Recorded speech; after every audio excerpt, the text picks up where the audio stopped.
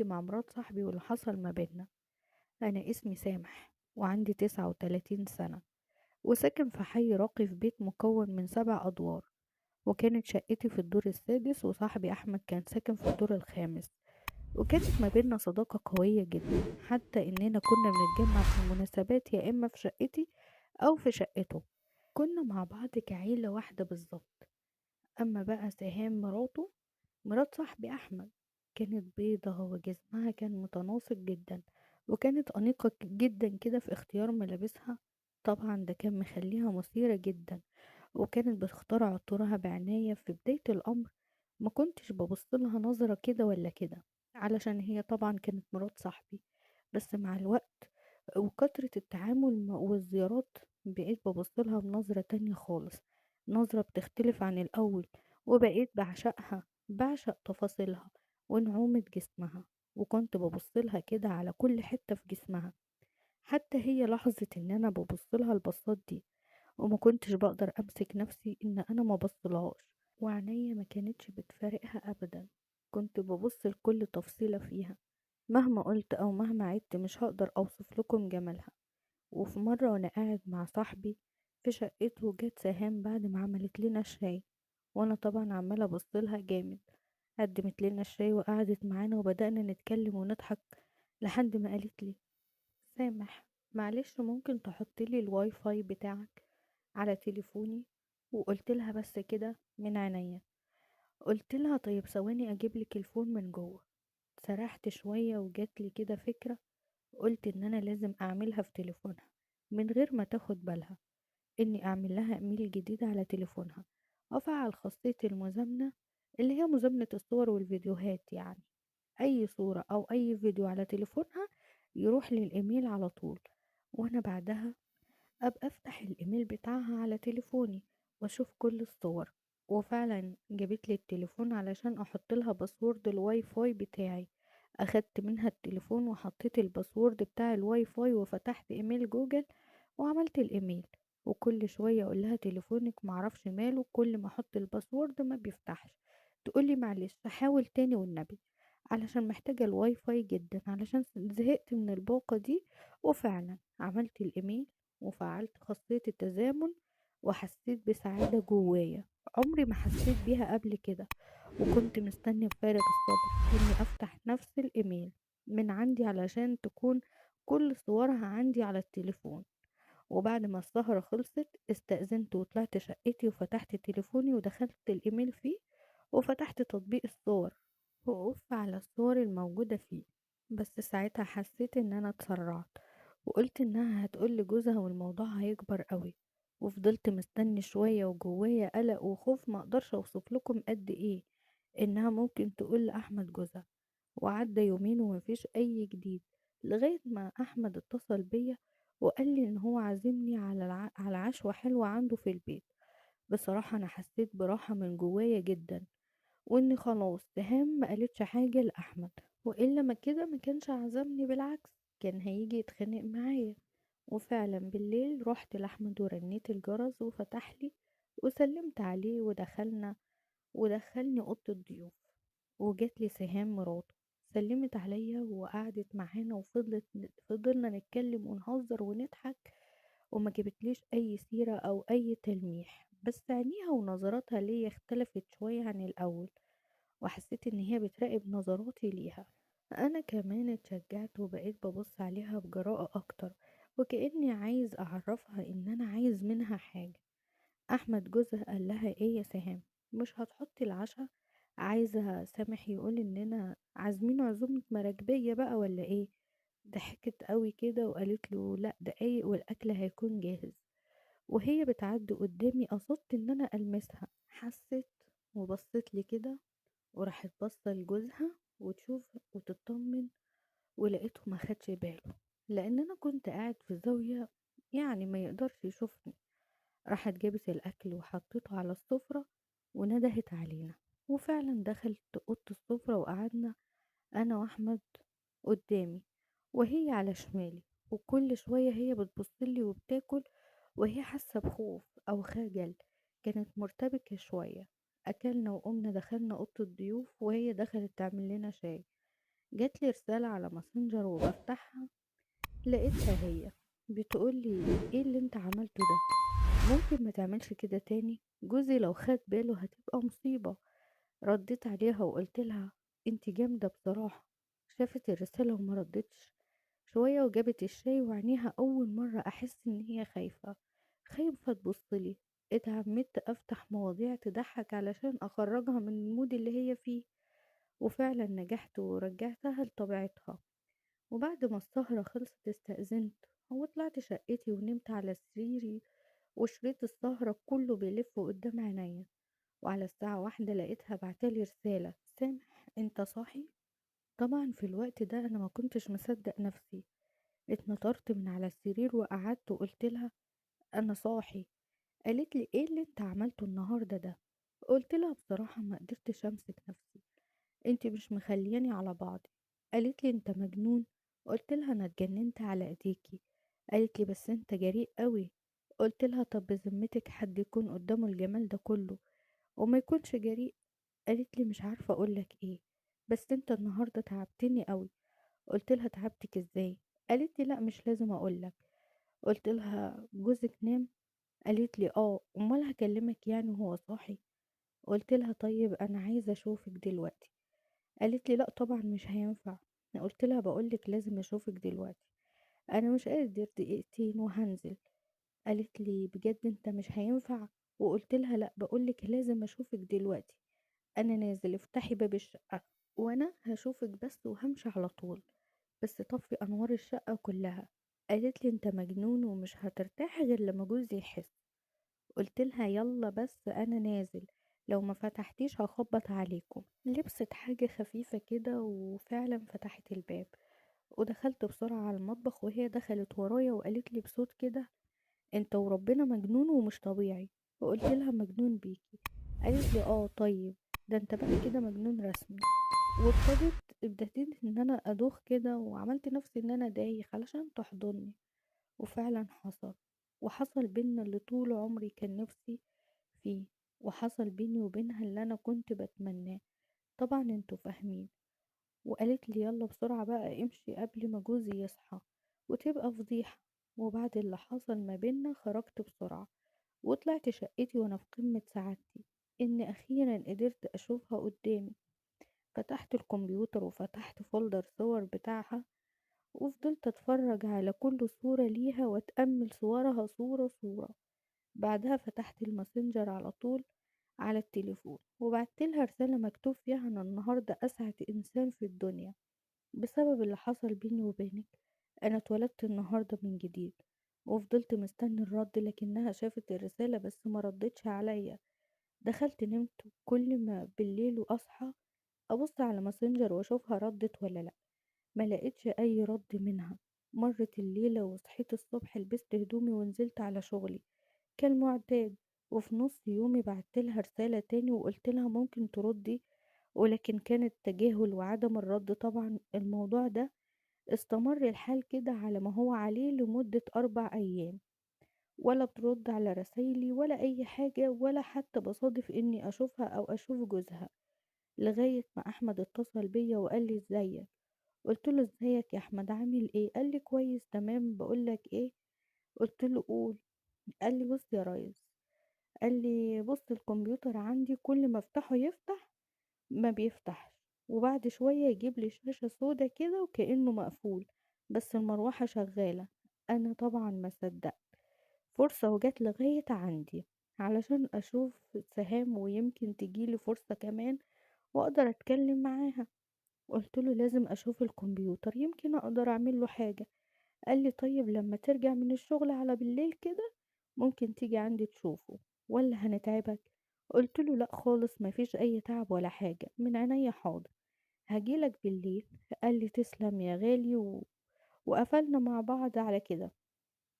وفضلت افكر ازاي هكلم سهام، وخلصت شغلي وانا مروح في طريقي للبيت قلت لنفسي اشتري هدية حلوة كده لسهام واحاول اديها لها مع كلمتين حلوين كده مكتوبين في كارت رومانسي، يمكن الجو يلطف شوية معايا وترضى عني. وبالفعل وانا ماشي لمحت محل مسوغات كده بتاع دهب، ودخلت المحل واشتريت سلسلة حلوة جدا وفيها قلب صغير، وحطيتهم في علبة قطيفة شيك، واشتريت كارت صغير وكتبت فيه لأجمل إنسانة في الدنيا. ورحت طلعت شقتي وغيرت هدومي ولبست أشيك طقم عندي، وحطيت من أجمل برفان بحبه، واتشيكت وأخدت علبة السلسلة في جيبي ونزلت رنيت الجرس على أحمد. فتحت لي هي، وأول ما شافتني وشها احمر وارتبكت جدا، وكان واضح عليها ان هي ما تعرفش ان جاي علشان ايه. قالت لي سامح. قلت لها احمد موجود. قالت لي اه موجود، خير في حاجة؟ قلت لها طب انا هفضل كده على الباب. قالت لي اسفة اتفضل. دخلت وقالت لي اتفضل، واحمد بياخد شاور وهيجيلك دلوقتي، ودخلتني على اوضة الضيوف. طبعا انا في الوقت ده انتهزت الفرصة ان احمد بياخد حمامه، وسألتها ممكن اعرف مش بتردي عليا ليه؟ قالت لي سامح مش هينفع هنا. قلت لها هو انت مدياني فرصة اتكلم؟ قالت لي طب ارجوك اسكت دلوقتي، احمد ممكن يخرج في اي لحظة ويسمع. وطبعا هي عمالة تتلفت وعينيها على الباب وخايفة ان احمد جوزها يدخل علينا. رحت انا طلعت علبة الهدية وقلت لها طيب بصي، ممكن تقبلي مني دي؟ قالت لي ايه دي؟ لا طبعا مش ممكن، بمناسبة ايه؟ قلت لها مش بمناسبة حاجة، وعلشان خاطري خديها. ورحت ماسك ايديها وحطيت لها الهدية في ايديها. قالت لي ارجوك ما تحرجنيش، واللي حصل من الاول ده كان غلط. قلت لها بصي، نبقى نتكلم ماسنجر، وبقى وابقي ردي عليا، واللي انت عايزاه انا هعملهولك، والهدية هتاخديها ماشي. ولسه هتتكلم احمد جوزها جه ودخل فجأة سلم عليا، وهي دارت العلبة بتاعت الهدية كده قبل ما احمد جوزها ياخد باله، وخرجت بسرعة. احمد قال لي منور يا سامح. قلت له البيت منور بيكم يا احمد، امال فين الكمبيوتر؟ قال لي في الأوضة التانية تعالى، وخدني ودخلنا في الأوضة التانية. دخل هو قدامي وانا وراه، ورحت فتحت الكمبيوتر، وبعد ما فتحت مفيش دقيقة والشاشة فعلا اسودت. فكيت السلوك ووصلت الكمبيوتر وخرجت الرام، وقلت له هتحتاج منظف كمبيوتر، بيت الرام عايز يتنضف. قال لي طيب انا ما عنديش، هنزل اجيبهولك. قلت له طيب مفيش عندك سبيرتو ابيض؟ قال لي لا للاسف برضو لا مفيش. دخلت سهام وجايبه الشاي وحطيته على الترابيزه قدامنا. قلت لها تسلم ايدك يا مدام سهام. رد احمد وقال لي بص البيت بيتك، انا هنزل اجيب لك المنظف من المحل اللي في اخر الشارع. قلت له طيب انا هنزل اشتريه وخليك انت. ما ينفعش. قال لي يا جدع البيت بيتك، عيب تقول كده. انا طبعا سكت ومعرفتش ارد، وقلت في نفسي كده اهي مصلحة ليا ان هو ينزل. دخل لبس ونزل، وفضلت انا وسهام لوحدنا. قلت لها مالك بقى متغيرة معايا ليه؟ قالت لي انت عارف اللي حصل ده ما كانش المفروض يحصل. انا خنت جوزي وعملت اللي مفيش واحدة محترمة انها تعمله، وانت خنت صاحبك. قلت لها ليه بتقولي خيانة؟ اقولك على حاجة كنت بتمنى ان انا اقولها لك من يوم ما شفتك، انا بحبك وبموت فيكي، واللي حصل مني ده كان غصب عني ومش بإرادتي. قالت لي بتحبني؟ انا مرات صاحبك، عارف يعني ايه مرات صاحبك؟ قلت لها عارف، بس اعمل ايه؟ في قلبي ومشاعري مش قادر وغصب عني، انا بحبك جدا. قالت لي يا سامح انا من بعد اللي حصل ما بيننا ده وانا مش قادرة اسامح نفسي. ازاي انا ست محترمة واللي حصل ما بيني وما بينك ده حرام وما ينفعش، ما ينفعش اننا نستمر فيه. قلت لها علشان خاطري بلاش تموتيني، بلاش تموتيني بكلامك ده، انا ما صدقت اني قربت منك. طب احلف لك بايه اني بحبك، وان في نظرك انت في نظري احسن واحدة في الدنيا، علشان خاطري ما تحرمنيش منك ولا تبعدي عني. قالت لي سامح العلاقة اللي ما بيننا دي ما تنفعش، انا ست متجوزة ومش عايزة مش عايزة اخسر جوزي ولا بيتي. قلت لها طيب ممكن نفضل اصحاب ولا ده كمان ما ينفعش؟ قالت لي يعني ايه اصحاب؟ قلت لها يعني نفضل اصدقاء على الفيس، واي حاجة مضايقاني ولا مضايقاكي وعايزين نفضفض مع بعض نفضفض. قالت لي ماشي، بس توعدني ما تحاولش تطلب مني اي حاجة تاني غير في حدود الصداقة. قلت لها ماشي. ماشي يا اجمل سهام في الدنيا. قالت لي طيب انا هروح اروق المطبخ، وانت مش غريب ده بيتك، وكمان احمد لما يجي ما ينفعش يشوفني قاعده معاك. طبعا دخلت هي المطبخ وانا فضلت في مكاني مستني احمد، وبعد ربع ساعة أحمد جه وجاب المنظف معاه، وأخدت منه المنظف ورشيت مكان بيت الرام، وطلبت منه إن هو يجيب لي فرشة أسنان هو مستغني عنها. دخل الحمام وجاب لي فرشة السنان ونضفت بيت الرام وركبت كل حاجة زي ما كانت وشغلت الكمبيوتر والكمبيوتر اشتغل فعلا. قلت له ايه رأيك بقى؟ اشتغل الكمبيوتر اهو. قال لي تسلم ايدك. قلت له الله يسلمك يا صاحبي، همشي انا بقى. قال لي لا تمشي ايه؟ هتروح فين؟ احنا هنتغدى مع بعض ونشرب الشاي علشان عايزك في موضوع. قلت له موضوع ايه خير؟ قال لي لا لما نتغدى طيب نبقى نتكلم. قلت له لا مش هقدر خالص سامحني. قال لي بقول لك ايه، هنتغدى مش بمزاجك. طبعا فضل يلح عليا قوي، وطبعا مع الحاح الشديد ان اتغدى معاه وافق. وبعد ساعة سهام حضرت لنا الغدا وقمنا واتغدينا وبعدها شربنا الشاي. سألت أحمد موضوع ايه اللي انت عايزني فيه؟ قال لي ان الشركة بتاعته عاملة رحلة بعد اسبوع على شواطئ البحر، ومسموح لكل موظف ياخد 5 من افراد عيلته معاه الرحلة دي، وطبعا هو عامل حسابي ان انا اطلع معاهم، وان الرحلة مش هتكون حلوة من غيري ولازم انا اكون معاهم، وده طبعا بحكم صداقتنا القوية. وانا طبعا علشان ظروف شغلي ولاني معرفش ينفع اخد اجازة ولا لا، قلت له طيب سيبلي فرصة بس اشوف ظروف الشغل ايه وارد عليك، وهرد عليك بكرة. قال لي ماشي بس ضروري حاول خد اجازة، دي فرصة ان احنا نغير جو. قلت له خير. بعد ما اخدت قعدتي معاهم وكمان سهام ابتدت تفك معايا شوية ورجعت تقريبا لطبيعتها وبقت تتكلم معايا وتضحك زي الأول، استأذنت منهم ومشيت تاني يوم الصبح. قدمت على أجازة لمدة 5 أيام وتمت الموافقة عليها، واتصلت بأحمد وعرفته إني خلاص هروح معاهم. وقلت في بالي ان انا لازم الطف الجو مع سهام شوية واحاول اقرب منها اكتر واكتر قبل ما يجي ميعاد الرحلة. وابتديت اتحجج باي حاجة علشان اكلم سهام، وبدأت اراسلها على الماسنجر وكنا بنتكلم كل يوم، ومع مرور الوقت ابتدت الحواجز تتشال وبدأنا نضحك ونهزر، وسهام بدأت تميل ناحيتي شوية وتنجذب للكلام معايا، لدرجة انها كمان ابتدت انها هي اللي تبعتلي وتكلمني. وبالليل ليلة ما احنا طالعين الرحلة بعتتلي وكلمتها وقلت لها سهام انتي نايمة ولا صاحية؟ قالت لي اه، انا بحضر شوية حاجات كده لزوم الرحلة علشان ما ننساش حاجة. قلت لها انا مستني بكرة ده بفارغ الصبر علشان اكون معاكي، اقصد يعني معاكم، وغيرت في الكلام شوية. قالت لي ماشي، انت مش هتبطل يا سامح كلامك ده؟ قلت لها غصب عني والله ومش بايدي، اعمل ايه؟ حاولت وما قدرتش.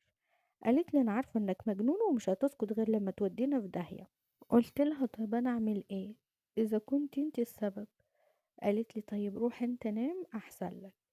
قلت لها ما انا نايم اهو. راحت ضحكت ضحكة جميلة كده. نايم؟ نايم وبتحلم يعني؟ قلت لها يعني اقصد نايم يعني فارد جسمي كده على السرير. قالت لي طب نام علشان هتصحى الفجر. قلت لها طيب هتلبسي ايه هناك؟ قالت لي نام يا سامح. قلت لها انت مش عايزة تقولي لي ليه؟ ما انا كده كده هشوف بكرة.